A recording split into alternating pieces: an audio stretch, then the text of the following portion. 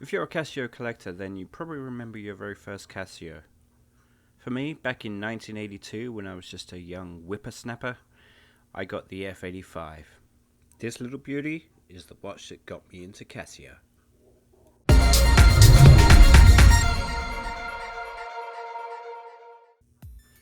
Hello Casiopians, and welcome to Digital Casio.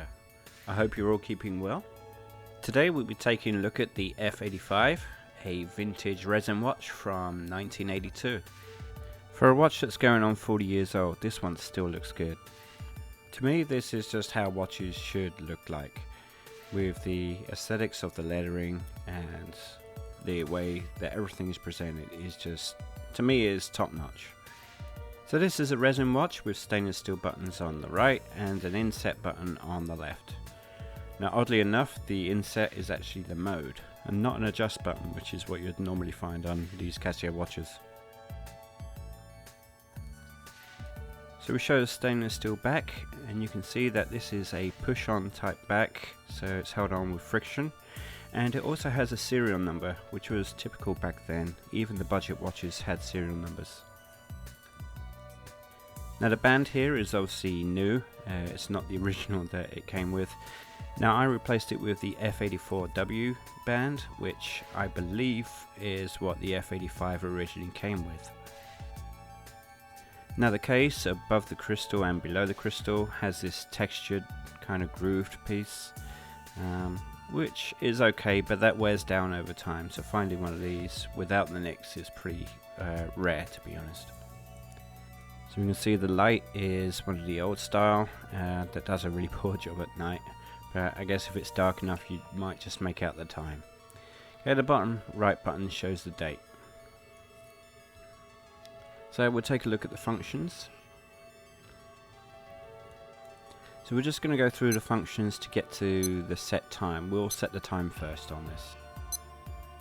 Now setting the time is a combination of the right hand buttons, you don't use the left one at all. So we use the bottom right to actually make the adjustment, and the top right, which is the light, to make the selection. So using the bottom right button, we'll go through and change the hours. We'll put this at 3. Press the light button and it moves to the minutes. And then we can set this to 3:30. Go advance again. This goes to year.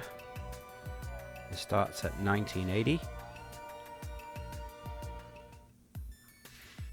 And go through to 2019. So we're already past the date on this, but there is a caveat on this, so we can still use the date function on this. So for now I'm going to put this on year 2000. So we'll set the month to June, and we'll set the day to, let's put it in double figures.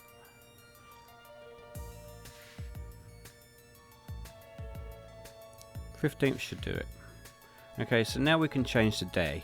So technically when you're reading the date you can ignore the year and you can just set the calendar up with the right date, day and month. Okay, and when we're complete with the setup we'll just press the mode, and now we're back into normal timekeeping mode. So let's take a look at the functions. So we'll start with the alarm.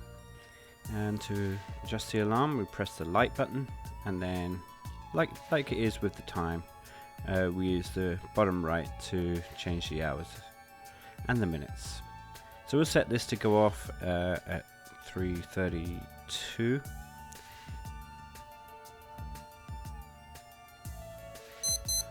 Oh, it's already 3:32. Okay, well, no problem. I'll set this to 3:33 then. So while waiting for 3:33, I'll show you the functions here. We can change the hourly chime and the alarm on and off toggle, and if you hold the button in, it does an alarm test.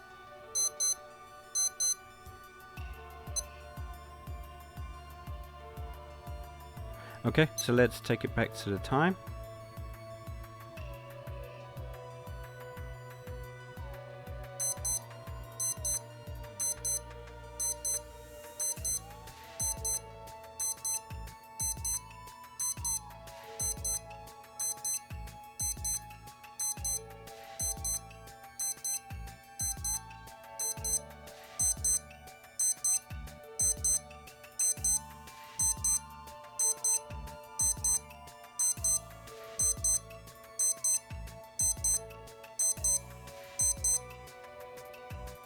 So we have a nice juicy 30-second alarm here. So let's move on to the next function, which in this case is the dual time. And again, press the light button to set the watch, and use the bottom right to actually advance the time. Now there's no 24 hours on the regular time, but it does show on the dual time. I guess this is just to show the difference between the two. So once you're done with the minutes, press the light and you're set. It's as easy as that.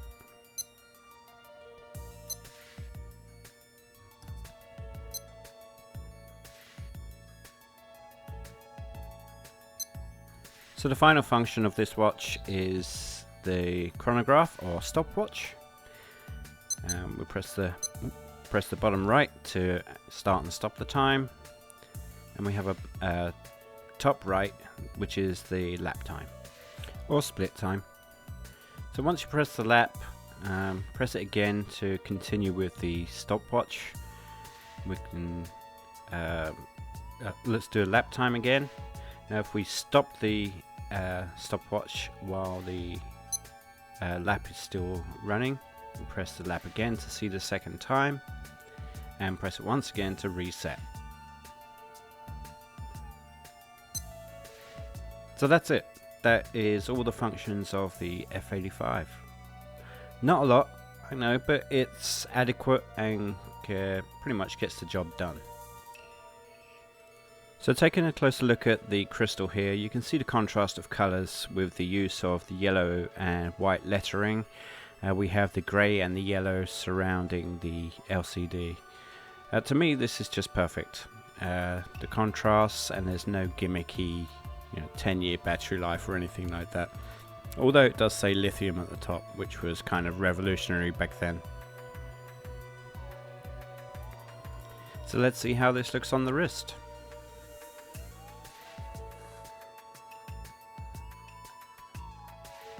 So as you can see, it's a decent size. The watch band is kind of narrow, but comfortable.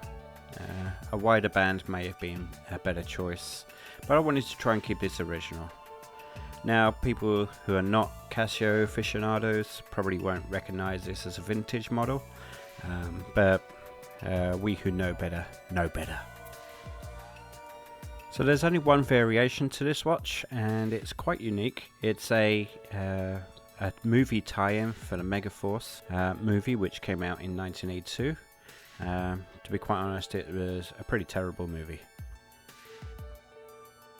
Now the 160 module was only available in 3 other watches, which are A series watches, the A6, 56, 57 and 59. So the F-85 is a very light watch, coming in at just 20 grams. So overall, I really like this watch, and I will give this a 7 out of 10.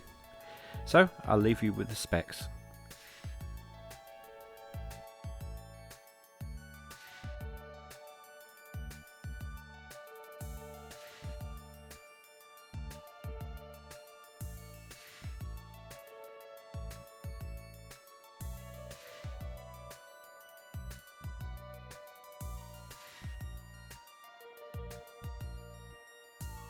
If you enjoyed this video, I'd appreciate a thumbs up.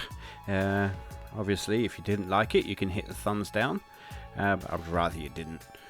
And go ahead, hit that subscribe button. That always helps the channel out. And until next time, ta-ra!